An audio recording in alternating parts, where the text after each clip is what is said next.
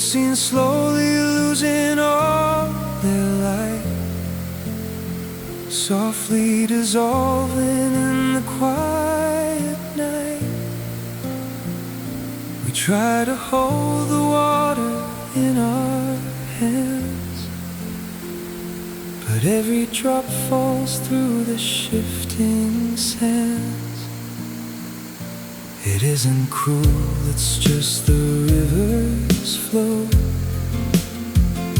the brightest summer buried in the snow,